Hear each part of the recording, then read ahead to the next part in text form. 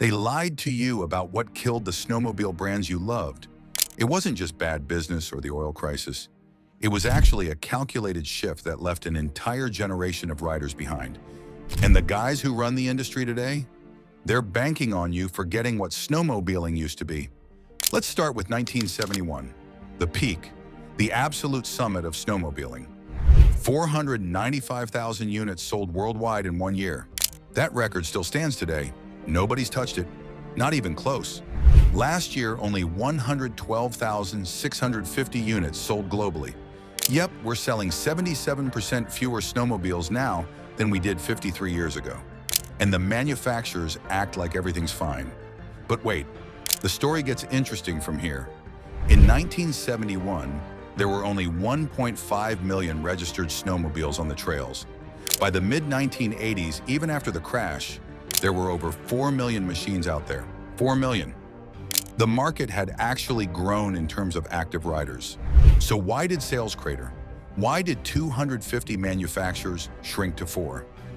The official story is the oil embargo, the 1973 EPA regulations, bad winters in 75 and 76.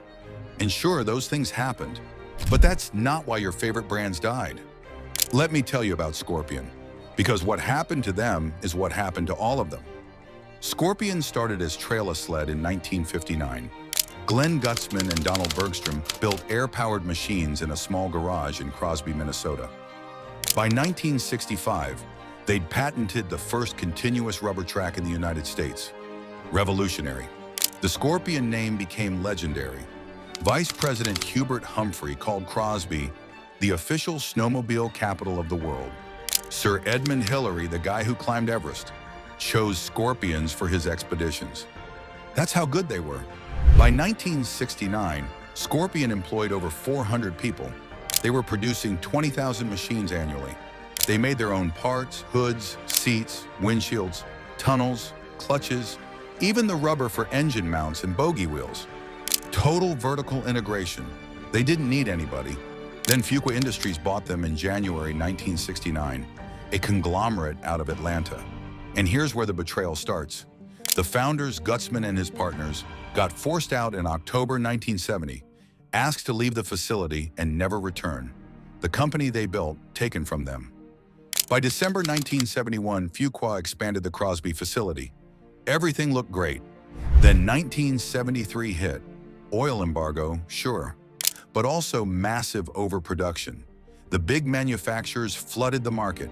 Kawasaki, Mercury, Johnson, Evinrude, all these massive corporations with deep pockets entered the game. They could lose money for years and not care. Scorpion couldn't. The layoffs started, 360 employees down to 120. The company got sold again in 1973 to a management group. They tried. God, they tried. The Whip model in 1975 was brilliant. Lightest sports sled in the industry, one of the quietest. Snowgoer magazine ranked it at the top in comfort, handling, and economy. Didn't matter. Arctic Cat bought Scorpion in 1978, hoping to save it. By 1979, they shut down the Crosby facility and moved production to Thief River Falls. In February 1981, Arctic Cat filed for Chapter 11 bankruptcy. Scorpion died with them in 1982. 22,000 machines at their peak, gone. And it wasn't because their sleds were bad. Sno-Jet, beautiful blue sleds with Yamaha engines, partnered with one of the most reliable engine manufacturers on Earth. By the early 1970s, they were selling tens of thousands annually. Kawasaki bought them in 1976. By 1980, the brand was dead. Rupp Industries started in the 1950s making go-karts. By the 1970s, their nitro and snow sport models were performance legends. Fast, sleek, built for riders who wanted adrenaline. Financial troubles in 1973, sold off assets, out of business by 1978. Roloflex in Saskatchewan got a $2 million Canadian government grant in 1970, required them to abandon farm equipment and focus only on snowmobiles. By April 1974, they filed for bankruptcy. Mercury Marine started selling snowmobiles in 1968. Their first model was so bad they told dealers to burn them and send photos for refunds. But by 1973, the Snow Twister was dominating race circuits. Racing success didn't translate to sales. They quit. John Deere, Harley-Davidson, Johnson, Evinrude, Massey Ferguson, Chaparral, even J.C. Penney and Montgomery Ward sold their own branded machines. All gone. This is what actually happened. The Big Four didn't just survive, they engineered the consolidation. In 1972, when sales dipped slightly to 460,000 units, nobody panicked. There were 2 million registered sleds on the trails. The market seemed indestructible, but the manufacturers started a race to the bottom, not on price, on volume. Bombardier alone produced 262,500 snowmobiles in 1971. 250,000 sleds from one company. That's overproduction on purpose. Flood the market, drive down margins. The big players could absorb losses, the small guys couldn't. Then came the EPA noise regulations. Quieter sleds, better for everybody, except testing and remanufacturing costs crushed the smaller manufacturers. The big companies had R&D budgets. The little guys were using their own savings. Once again, the 1973 oil embargo was real. Gas prices tripled, but snowmobiles don't use that much gas. A weekend of riding, maybe 10 gallons. The oil crisis killed snowmobiles narrative was convenient. It masked what was really happening. By 1974, sales dropped to 435,000. Then the winters of 75 and 76 were mild. Poor snow conditions, and suddenly manufacturers had massive unsold inventory. The 1979 oil embargo finished off whoever was still hanging on. Sales collapsed to under 200,000 by 1979. By 1986, 103,000, the lowest point in modern history. What they don't tell you is that the crash happened because the market got saturated by design. Too many sleds built too fast. Then the big manufacturers pivoted to premium pricing. They simply stopped building affordable machines for working-class families and started chasing wealthy buyers who wanted more power, more features, more complexity. The Polaris Indy 500, the Arctic Cat El Tigre, the Ski-Doo TNT, these were the big sellers. Mid-range sleds with standard shocks, reasonable windshields, engines you could work on yourself. They cost $2,000 to $3,000 in 1970s money. Those sleds disappeared, replaced by $15,000 turbocharged, fuel-injected, computer-controlled machines that require dealer service for everything. Let me ask you guys something. Do you remember your first sled? Maybe a 72 Arctic Cat Panther? Maybe a 76 Polaris TX? Man, you could take it apart in your garage. Replace the belt, adjust the carburetor, change the spark plugs. You knew every bolt, every wire, every component. That relationship is gone. Modern sleds have ECUS, engine control units, computerized fuel injection, electronic reverse, GPS navigation, heated seats. Some even have Bluetooth connectivity so you can listen to music while you ride. You can't work on them. You're not allowed to.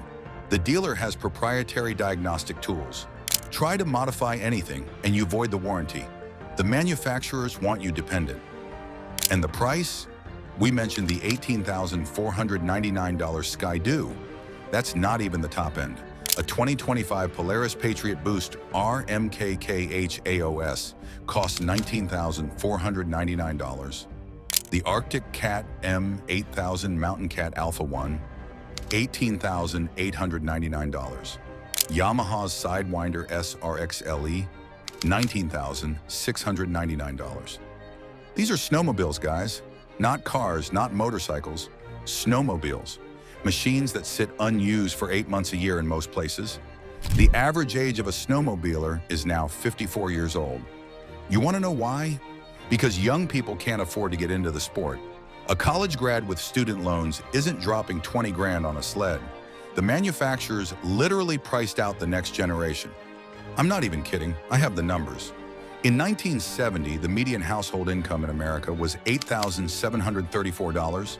A new Arctic Cat sold for about $1,100.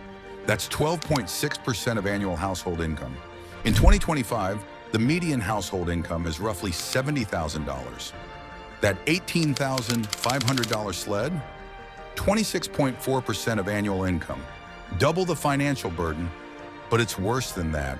In 1970, you could buy a used sled from the previous year for maybe $700. Less than 8% of annual income. Now, a one-year-old used sled still costs $14,000. 20% of income. The manufacturers killed the used market. And of course, racing, the heart of innovation, got corporatized. In the 1970s, Brad Hewlings could ride a stock Scorpion whip 340 to second place at Eagle River.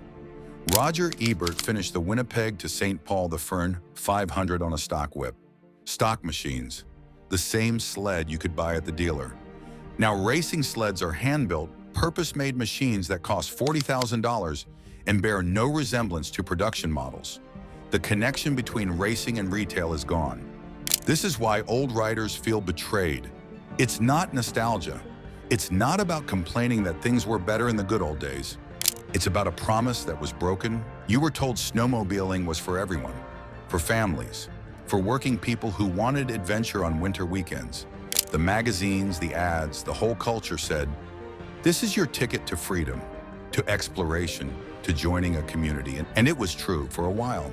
You saved up, bought your first sled, maybe a used Polaris Colt or a Ski-Doo Citation. You learned to work on it. You joined a club. You helped groom trails. You made friends. Your kids learned to ride. Snowmobiling became part of your identity. Then the manufacturers changed the deal. They made sleds you can't afford and can't fix. They eliminated the mid-range models. They turned a democratic sport into a luxury hobby for wealthy people. And when you complain, they tell you you're living in the past. That progress requires sacrifice. That if you can't afford a new sled, that's your problem. But it's not. It's their choice. They chose profit margins over accessibility. They chose premium buyers over loyal communities. They chose quarterly earnings over the long-term health of the sport. That's the betrayal. They took something that belonged to all of us and made it exclusive, gate-kept by price and complexity.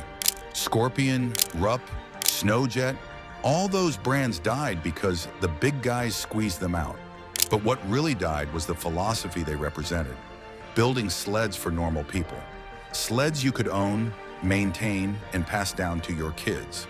There are 1.3 million registered snowmobiles in the US right now, over 559,000 in Canada, but only 41,588 new sleds were sold in America last year. Only 34,828 in Canada. That means the overwhelming majority of riders are on older machines. Used sleds, some from the 2000s, some from the 2000s, and yeah, some of us are still running machines from the 90s and even the 80s, because those sleds still work. They're simple, they're fixable, and they remind us of what snowmobiling used to be. Now I want to hear from you. What was your first sled? Drop the year and model below. And be honest, do you still have it or do you regret selling it? If you want more videos like this, hit that subscribe button and check out the next video here.